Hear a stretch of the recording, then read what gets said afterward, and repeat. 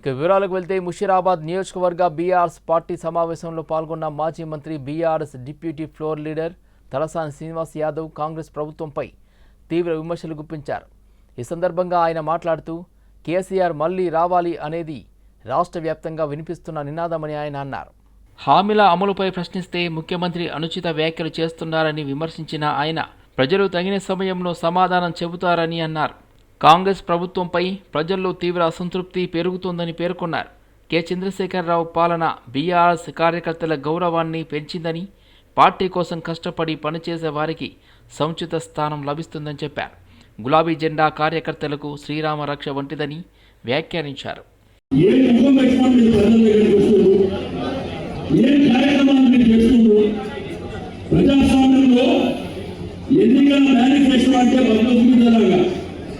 పురాణలాగా బయటిలాగా భావించేటువంటిది, కానీ మోసపూరితమైనటువంటి హామీ.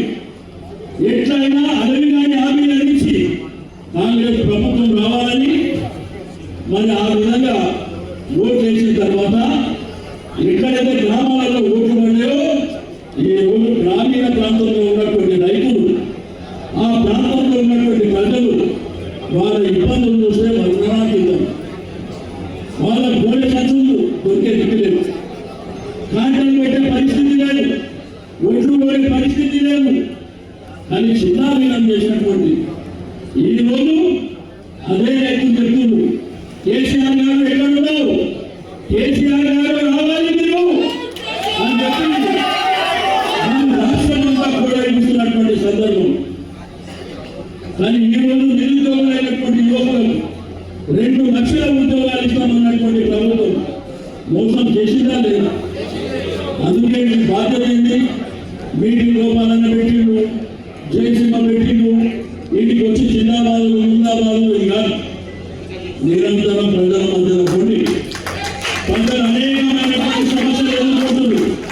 వాళ్ళ ధైర్యం చెప్పండి. నిరంతరం మీరు ఆ ప్రజల మధ్యలో ఉన్నటువంటి ఆ సమస్యలు అధికారుల దృష్టి తీసుకుపోయి ప్రభుత్వంతో పోరాటం చేద్దాం. చూస్తూ 2-3 సంవత్సరాలు అయింది. ఇంకా 2-3 సంవత్సరాలు అయితే తిరిగి ఇదే గులాబీ జెండా మనం అధికారంలోకి వస్తాం.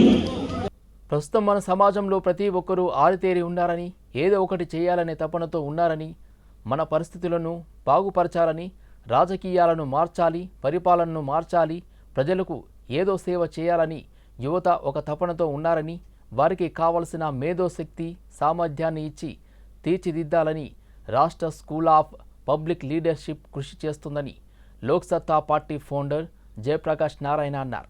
దేశంలో ఉన్న పరిస్థితులను మార్చాలంటే రాజకీయం ఒకటేనని, ఇప్పుడున్న పరిస్థితుల్లో రాజకీయం ఒక పరిమితమే అన్నారు. మన దేశంలో పదవుల మోజుతో లక్ష్యం లేని అధికారం కోసం, అధికారమే లక్ష్యంగా పెట్టుకొని ఏ రాజకీయం పరిష్కారం కోసం ఉందో అదే సమస్యగా కూర్చొని ఉందని అన్నారు. రాజకీయాలను మొదట మార్చాలంటే పౌరులుగా మన పాత్ర ఏంటని ప్రశ్నించుకోవాలన్నారు. మొదట మన సమస్యలు కానీ, మన ఉమ్మడి సమస్యలు కానీ ఎలా పరిష్కరించుకోవాలి, దానిలో మనం ఎలా భాగస్వామ్యం కావాలో నేర్చుకోవాలన్నారు. Eventually it may happen better and better. So that is one thing you have to figure out. Second, the successes you quoted, how did they succeed? Not merely because they are great guys, but because they did something to incentivize or involve or inspire the community. They did not depend on the government machinery and your clerks and rafidars and girdawars and revenue inspectors and blah, blah, blah. They figured out a way of achieving things despite the deficiencies in government. That is exactly the point I'm making. If we complain, and we should complain and try and change that, about officers, about clerks in government, about politicians, about judges, about the legal profession, you know and I know what is wrong with the judiciary, right? It's necessary, and we must work for the changes there. But meanwhile, we have to run the country. We have to fulfill the people's needs. So, that is one part, that fight to improve India. That will take time and energy and understanding and depth. If these issues are so hard to understand how and what to change in politics and judiciary and bureaucracy, there's much harder. It's a much bigger order problem. very few people actually understand. They only understand the symptoms. So that effort must go on. If that happens, wonderful. We welcome it, support it, embrace it. But you cannot find that as an excuse that it didn't happen and therefore India is messed up is not an answer. Hyderabad నాంపల్లిలో హత్యకు గురైన న్యాయవాది ఖాజా మొహిజుద్దీన్ కుటుంబాన్ని మాజీ మంత్రి BRS నేత కేటీఆర్ పరామర్శించారు. కుటుంబ సభ్యులను కలిసి ఆయన ధైర్యం చెప్పారు. నాంపల్లిలో ఇటీవల హత్యకు గురైన న్యాయవాది ఖాజా మొహిజుద్దీన్ ఇంటికి వెళ్లిన కేటీఆర్ కుటుంబ సభ్యులతో మాట్లాడారు. ఘటన జరిగిన తీరు, ప్రస్తుత పరిస్థితుల గురించి వివరాలు తెలుసుకున్నారు. సరిగ్గా వారం రోజుల కిందట హైదరాబాద్లోని మాసబ్ ట్యాంక్లో పెద్దలు, హైకోర్టులో చాలా పాపులర్ అడ్వకేట్, సీనియర్ అడ్వకేట్ గౌరవనీయులు శ్రీ ఖాజా మొహిజుద్దీన్ గారి దారుణమైన హత్య పొద్దున పూట, అది కూడా ఏదో రాత్రి కాదు, అది కూడా దొంగ చీకట్లో కాదు, బ్రాడ్ డే లైట్ లో వెంబడబడి వారిని రెక్కీ చేసి దారుణాతి దారుణంగా హత్య చేసిన దుర్మార్గులు ఎవరైతే ఉన్నారో వారి గురించి ఖాజా మొహిజుద్దీన్ గారు ఒకసారి కాదు, నా ప్రాణాపాయం ఉంది, నాకు అనుమానం ఉంది అని చెప్పి పోలీసులకి 5 సార్లు కంప్లైంట్ చేశారు. కానీ దురదృష్టవశాత్తు ఈ రాష్ట్రంలో పోలీస్ విభాగం, పోలీస్ యంత్రాంగం మొత్తం కూడా ఎంతసేపు రాజకీయ కేసులు, రాజకీయ వేధింపుల మీద దృష్టి పెట్టి అసలు చేయాల్సిన పని చేయకుండా శాంతి భద్రతల పరిరక్షణ కానీ, మరి వాళ్ళ వక్ఫ్ ఆస్తులు అన్యాక్రాంతం అవుతుంటే వక్ఫ్ ప్రాపర్టీస్ ని ప్రొటెక్ట్ చేయాలని పోరాటం చేస్తున్న ఒక న్యాయవాదిని కాపాడాలని ఇంగితం గాని, కాపాడాలనే స్పృహ గాని లేకుండా పోలీస్ యంత్రాంగం పనిచేస్తా ఉంది. ఈ రాష్ట్ర హోంమంత్రి గారు, మరి గౌరవ ముఖ్యమంత్రి గారు కూడా ఏ తీరుగా పనిచేస్తున్నారో దీన్ని బట్టి చెప్పొచ్చు. వాళ్ళ వాస్తవం ఏంటి అంటే, చనిపోయిన ఖాజా మొహిజుద్దీన్ గారిని మనం ఎవరం కూడా తీసుకొని రాలేము. కానీ ఆ సోదరుడు, వారి కుమారుడు, వాళ్ళ నిజానికి అడ్వకేట్ ఖాజా మొహిజుద్దీన్ గారి కుటుంబానికి జరిగిన నష్టం ఒక వారంలో 2 రకాలుగా. ఒకటి, ఆయన హత్య చేయబడ్డారు. రెండవది, వారి మామగారు చనిపోయారు. నిన్న వారి మామగారు కూడా అనుకోకుండా, వారు కూడా సీనియర్ అడ్వకేట్, వారు కూడా చనిపోయారు. వాళ్ళ కుమారుడు ఫర్హాన్ ఉన్నాడు, ఆయన కూడా 8 సంవత్సరాల నుంచి ప్రాక్టీస్ చేస్తా ఉన్నారు. వాళ్ళ ఆయన ప్రాణానికి కూడా ముప్పు ఉంది. నేను రాష్ట్ర ప్రభుత్వాన్ని డిమాండ్ చేస్తా ఉన్నాను, మీరు ఖాజా మొహిజుద్దీన్ గారి ప్రాణాలకు మీరు రక్షణ కల్పించలేకపోయారు. డే లైట్ లో ఈరోజు హైదరాబాద్ లో మర్డర్ జరిగితే కూడా మరి స్పందన లేదు. రంగారెడ్డి జిల్లా చేవెళ్లలో తెలంగాణ రక్షణ సేన పార్టీ అధినేత కల్వకుంట్ల కవిత చిలుకూరు బాలాజీ ఆలయాన్ని దర్శించుకుని ప్రత్యేక పూజలు నిర్వహించారు. అనంతరం తీర్థ ప్రసాదాలు స్వీకరించారు. చిలుకూరు బాలాజీ ఆలయంలో పూజలు చేసిన అనంతరం ఆమె మీడియాతో మాట్లాడారు. చిలుకూరు బాలాజీ అంటే తెలంగాణ ప్రజలకు కోరిన కోరికలు తీర్చే కొంగు బంగారమని ఆమె వ్యాఖ్యానించారు. బాలాజీ ఆశీస్సులు తీర్చుకుని పార్టీ జెండాను ఆవిష్కరిస్తామని తెలిపారు. తెలంగాణలో ప్రజలను ముందుకు తీసుకెళ్లే శక్తిని ప్రసాదించాలని తాను చిలుకూరి బాలాజీని ప్రార్థించినట్లు కవిత పేర్కొన్నారు. ప్రజల అభ్యున్నతే తమ లక్ష్యమని ఆమె స్పష్టం చేశారు. అనంతరం మొయినాబాద్లో తెలంగాణ రక్షణ సేన జెండాను కవిత ఆవిష్కరించారు.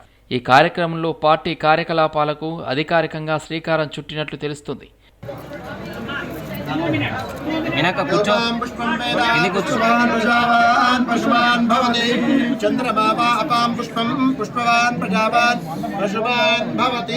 श्रियं वर्धश्रमायुष्यमारोग्यमाविधात् शोभमानं महीयते धनं धान्यं पुष्पं बहुलाभम् उत्तरोत्तर अभिवृद्धिसिद्धिरस्तु तथास्तु हरवल्लिगोत्राभिवृद्धिरस्तु अनिलकुमारनामधेयस्य धर्मपतिकवितानाम्नीं आदित्यनामधेयस्य आर्यनामधेयस्य समस्तभक्तमण्डली सर्वे जनानां नानानामेभ्यः तथास्तु विजयी. బీఆర్ఎస్ పార్టీ నేత బాల్కసుమన్ను పోలీసులు అరెస్ట్ చేసిన సంగతి తెలిసిందే. సింగరేణిపై చేసిన అనుచిత వ్యాఖ్యల నేపథ్యంలో పోలీసులు ఆయన్ను అదుపులోకి తీసుకున్నారు. ప్రభుత్వాన్ని ప్రశ్నిస్తే జైలుకు పంపుతారని బాల్కసుమన్ ఆరోపించారు.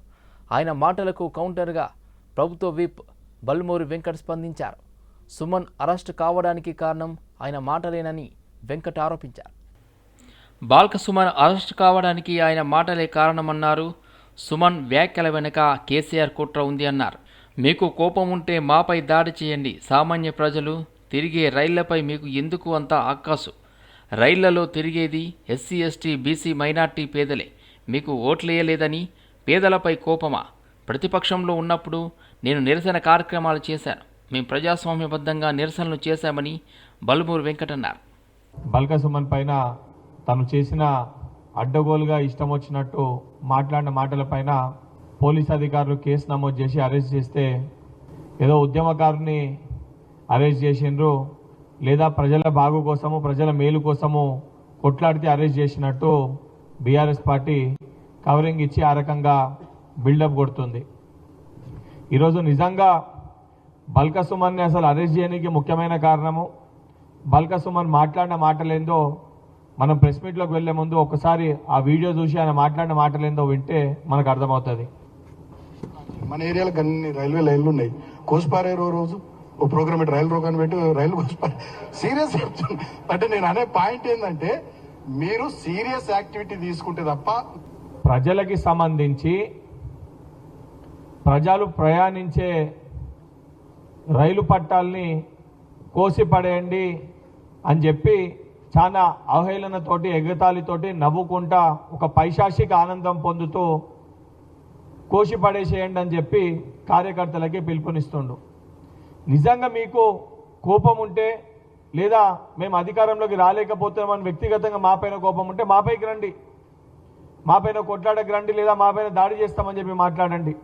కానీ సామాన్యమైన ప్రజలు ఎస్సీ ఎస్టీ బీసీ మైనారిటీ బడుగు బలహీన వర్గాలు మధ్యతరగతి కుటుంబాలు ఈరోజు రైల్లో ప్రయాణిస్తారు. వాళ్ళు ప్రయాణించే రైలు పట్టాలని కోసేసేయండి అంటే వాళ్ళపైన ఎందుకంత కోపము? మీకు ఓట్లు వేయలేదనా? బీఆర్ఎస్ పార్టీకి వాళ్ళు ఓట్లు వేయకుండా బండకేసి కొట్టిరని చెప్పా? సామాన్యమైన ప్రజలు ప్రయాణించే రైలు పట్టాలని కోసేసేయండి అని చెప్పి మాట్లాడుతున్నాము. ఉద్యమకారుల్ని కేసుల గురించి మాట్లాడుతున్నాం. మా పైన లేవా కేసులు? మేము కొట్లాడలేదా? 10 ఏళ్ళు రాక్షసత్వంతో బీఆర్ఎస్ పార్టీ పరిపాలిస్తే 10 ఏళ్ల పాటు దాదాపు 5-6 సార్లు జైలు పాలై అడ్డగోలుగా 90కి పైగా కేసులు మా పైన పెట్టుకున్నాము. మహేశ్వర నియోజకవర్గంలో దొంగ ఓట్లను గుర్తించినట్లు బీజేపీ నేత అందెల శ్రీరాములు ఆరోపించారు. ఈ మేరకు రంగారెడ్డి జిల్లా కలెక్టర్ సి నారాయణ రెడ్డిని కలిసి వినతి పత్రం అందజేశారు. మహేశ్వర నియోజకవర్గంలోని పహాడీ షరీఫ్, షాహీన్ నగర్, జల్పల్లి డివిజన్లలో పెద్ద సంఖ్యలో దొంగ ఓట్లు ఉన్నాయని శ్రీరాములు ఆరోపిస్తున్నారు. నేను ఒక 26 బూతుల మీద పనిచేయడం జరిగింది. 26 బూతుల మీద చేస్తే 9,960 ఓట్లు పేక్ ఓట్లు వచ్చింది. ఓన్లీ 26 బూతులేనా?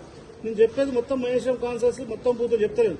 ఓన్లీ జల్పల్లి మున్సిపాలిటీలో 26 బూతుల మీద పనిచేస్తే 9,960 ఓట్లు వచ్చాయి. జనూన్ గా ఇవన్నీ లేని ఓట్లు. ఒక ఉదాహరణ చెప్తున్నా, 316 బూత్ నెంబర్ 370 ఓట్లు. ఈ విధంగా 318, 317 ఇట్లా ఏ ఓట్లు ఏమేమి వచ్చినాయో మొత్తం ఇట్లా పేక్ ఓట్లు. అసలు ఆ బూత్లకు ఎన్ని ఓట్లు ఉండాలి, ఎన్ని పెరిగినాయి? ఉన్న ఓట్లకు అదే చెప్తున్నా, ఉన్న ఓట్లను కాకుండా అదనంగా ఓట్లు తీసుకొచ్చి ఆ బూత్లను లెక్కడం జరిగింది.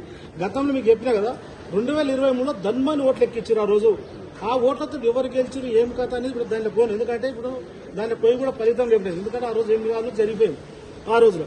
అదే విధంగా ఇంకో విషయం, రాయల్ కాలనీ ఉంటుంది మన పక్కన జల్పల్లి. రోహింగ్యాలు అనేక మంది ఉంటారు ఆ ఏరియాలో. మీరు చూసుకుంటారు. మేము గతంలో కూడా ఎన్నోసార్లు అలా పోయి పోరాటం చేసినాం. నేషనల్ మీడియా ఫోకస్ చేసింది, మీ మీడియా కూడా ఫోకస్ చేసింది. అందులో 332, 392, 393 బూతుల రోహింగ్యా ఓట్లు దొంగ ఓట్లు అనేకమైన విచ్చలవిడిగా. ఈ ఓట్లను చూస్తే విచిత్రం అనిపిస్తుంది, ఆశ్చర్యపోవచ్చు. ఎలక్షన్ అప్పుడు మేము గమనించి మేము ఇచ్చేసరికి ఎలక్షన్ కమిషన్ ఢిల్లీకి ఇచ్చేసరికి టైం అయిపోయిందని చెప్పడం జరిగింది. అదేవిధంగా చూడండి, విచిత్రం ఇంకో విషయం చెప్తా.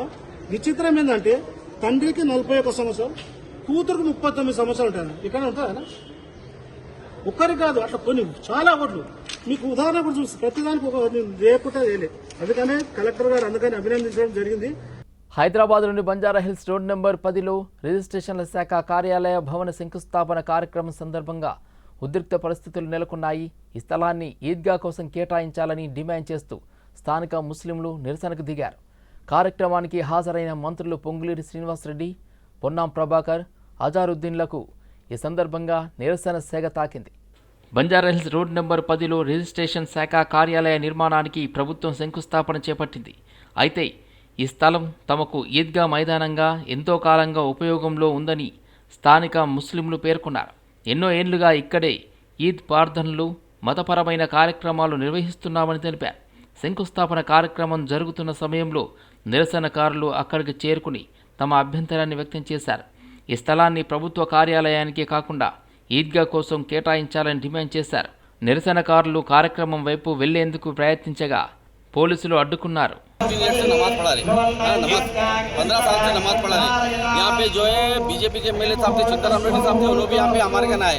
केसीआर साहब हुकूमत में थे, केसीआर साहब भी आए, दानव नागेंद्र भी साहब 10 साल से हमारे को देख रहे। केसीआर साहब आके इधर जो है हमारे 10 साल में हमारे कोई भी प्रॉब्लम न हुआ हमारे नमाज के लिए। अब विदाउट इंटीमेशन बस्ती वालों को विदाउट इंटीमेशन देखिए अभी प्रोग्राम कर रहे तो हम लोग साहब पूछेंगे ना अलॉट करो ऊपर बाद में कर लो, हमारे क्या करने का प्रोग्राम टेबल के ऊपर मोस्ट वेलकम है। प्रोडक्ट करें हम लोग जमीन को, हम लोग प्रोडक्शन करें, हम प्रोडक्ट करें यहाँ पे जमीन को, हमारे वालों को पहले अलॉटमेंट करके कर लो जो ये करे खड़े करो लोगों के तो एक दिन आप बनाओ, आप उधर का हिस्सा ले लो, गवर्नमेंट ऑफिस ले लो, ऑपरेशन नहीं है हमारा जगह हमारे को हदबंदी बोलते ना 50 रेट से हम लोग कर रहे हैं विदाउट इंटीमेशन देके हम आगे डायरेक्ट कर दिए।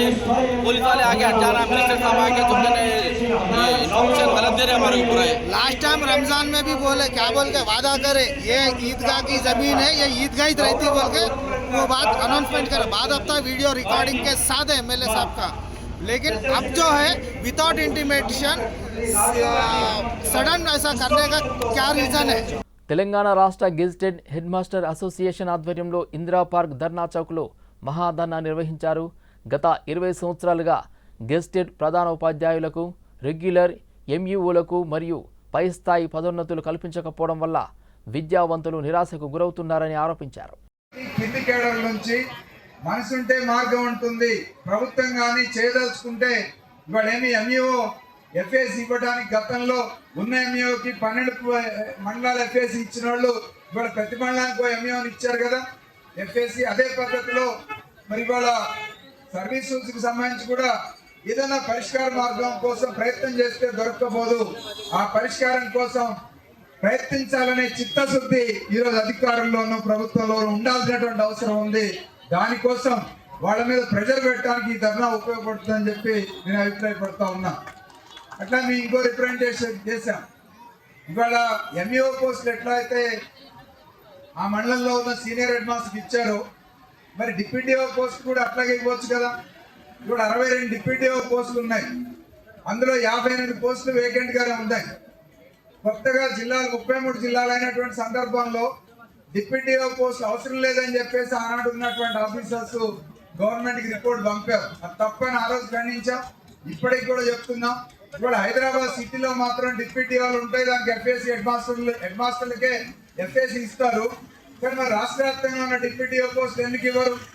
రాష్ట్ర వ్యాప్తంగా ఉన్న డిప్యూటీఓ పోస్టులకు కూడా ఎఫ్ఏసి సీనియర్ హెడ్ మాస్టర్కి ఎఫ్ఏసి ఇవ్వాలని చెప్పేసి డిమాండ్ చేస్తూ ఉన్నాం. వీటితో పాటు ఈరోజు అసలు పోస్టులు కూడా ఎన్ని పోస్టులు ఉన్నాయి? 33 జిల్లాలు ఉన్నాయి. 12 జిల్లాల్లో మాత్రమే రెగ్యులర్ డిఓ పోస్టులు ఉన్నాయి. అఫ్కోర్స్ అందులో పనిచేసే డిఓలు 4 రెగ్యులర్ డిఓలు, మిగిలిన అందరూ ఎఫ్ఏసీలోనే ఉన్నారు. 29 మంది ఈరోజు ఎఫ్ఏసీ డిఓస్ ఉన్నారు. జీడిమెట్ల పోలీస్ స్టేషన్ పరిధిలో ఈ నెల 26న జరిగిన చైన్ స్నాచింగ్ కేసును పోలీసులు ఛేదించారు. ఈ విషయాన్ని కుత్బుల్లాపూర్ డీసీపీ కోటిరెడ్డి ప్రెస్ మీట్లో వెల్లడించారు. పోలీసుల వివరాల ప్రకారం జేహెచ్ఎంసీ సర్కిల్ కార్యాలయం వద్ద వాకింగ్ చేస్తున్న శ్రీలత అనే మహిళ మెడలో ఉన్న 2 తులాల బంగారు గొలుసుతో పాటు ఆమె మొబైల్ ఫోన్ను దుండగులు అపహరించారు. ఈ ఘటనకు ముందు నిందితులు ఎల్లమ్మబండ ప్రాంతంలో ఒక ఆటోను దొంగిలించి అదే వాహనాన్ని ఉపయోగించి చైన్ స్నాచింగ్కు పాల్పడినట్లు విచారణలో తేలింది. కేసులో 4 సభ్యుల పాత నేరస్తుల ముఠాను పోలీసులు అదుపులోకి తీసుకున్నారు. వీరిలో ఒకరు మైనర్గా గుర్తించారు. నిందితులను అరెస్ట్ చేసి రిమాండ్కు తరలించినట్లు పోలీసులు తెలిపారు. వారి వద్ద నుండి 2 తులాల బంగారు గొలుసుతో పాటు బాధితురాలి మొబైల్ ఫోన్ను స్వాధీనం చేసుకున్నారు. అలాగే నేరానికి ఉపయోగించిన ఆటోను కూడా సీజ్ చేశారు. పోలీసుల అప్రమత్తతతో కేసును త్వరితగతిగా ఛేదించి నిందితులను పట్టుకున్నట్లు డీసీపీ తెలిపారు. 6వ తారీఖున ఎర్లీ మార్నింగ్ ఒక మహిళ చింతల నుంచి కుత్బుల్లాపూర్ జిహెచ్ఎంసీ ఆఫీసు వైపుకు మార్నింగ్ వాకింగ్ చేస్తున్న సమయంలో సుమారుగా 5 నుంచి 5:30 ప్రాంతంలో ఆమె మెడలో నుంచి చైను స్నాచింగ్ చేసినటువంటి ఒక గ్యాంగ్ని ఈరోజు మీ ముందు ప్రొడ్యూస్ చేయడం జరిగింది. ఇందులో వివరాలు చూస్తే మొత్తం 5గురు ఇందులో పార్టిసిపేట్ చేయడం జరిగింది. 4 మేజర్స్, 1 మైనరు. ఆ 4 మేజర్స్లో 3 అదుపులోకి తీసుకోవడం జరిగింది. వాళ్ళ పేర్లు గోవింద్ సింగ్, కరణ్ సింగ్, హర్దీప్ సింగ్ వీళ్ళు ముగ్గురు కూడా జగదీర్గుట్టలోని ఎల్లమ్మబండ ప్రాంతంలో నివాసం ఉంటారు. సిక్కు కమ్యూనిటీకి చెందిన వాళ్ళు. వీళ్ళు ఈ నేరం చేయడానికి ముందు ఒక ఆటోని ఎల్లమ్మబండలో ఉన్నటువంటి జగదీర్గుట్ట లిమిట్స్లో ఒక ఆటోని దొంగతనం చేసి, ఆ ఆటో దొంగతనం చేయడానికి ఒక బైక్ని వాడి, బైక్ ద్వారా ఆటో వచ్చి 5గురు అక్కడ మహిళ వాకింగ్ చేసుకుంటూ పోతుంటే ఆ దూరంలో ఆపుకొని అందులోంచి ఒక పర్సన్ దిగి ఆ చైన్ స్నాచ్ చేయడము. చైన్తో పాటు ఆమె దగ్గర ఫోన్ ఉంటుంది. ఆ ఫోన్ ద్వారా ఏమైనా ఎవరికైనా సమాచారం ఇస్తుందేమో ఉన్నటువంటి ఉద్దేశంతో ఆ ఫోన్ కూడా వీళ్ళు లాక్కొని పగలగొట్టడం జరుగుతుంది. వీళ్ళ యొక్క దాదాపు 2 తులాల చైన్ కూడా రికవర్ చేయడం జరిగింది. Future city police commissioner Tarun Joshi Maheshwaram police స్టేషన్ను సందర్శించి స్టేషన్ పనితీరును సమీక్షించారు. నమోదవుతున్న కేసులు, దర్యాప్తు పురోగతి, పెండింగ్ కేసుల వివరాలను అధికారులను అడిగి తెలుసుకున్నారు. ప్రజల ఫిర్యాదును సకాలంలో పరిష్కరించి బాధితులకు త్వరితగతిగా న్యాయం అందేలా చర్యలు తీసుకోవాలని సూచించారు. పోలీస్ స్టేషన్లకు వచ్చే ప్రతి ఒక్కరితో మర్యాదపూర్వకంగా వ్యవహరించాలని సిబ్బందికి ఆదేశించారు. కార్యక్రమంలో డీసీపీ నారాయణ రెడ్డి, సిఐ రాఘవేందర్ రెడ్డి, ఎస్ఐలు ప్రసాద్, రాఘవేందర్, ధనుంజయ్ తదితరులు పాల్గొన్నారు.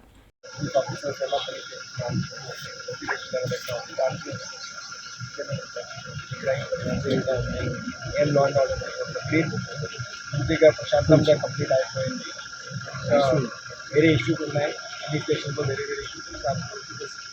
ఇంట్రాక్షన్ కోసం డీసీపీ గారు ఉన్నారు, డీసీపీ గారు ఎస్హెచ్ఓ గారు కూడా కొత్త జాయిన్ చేస్తారు.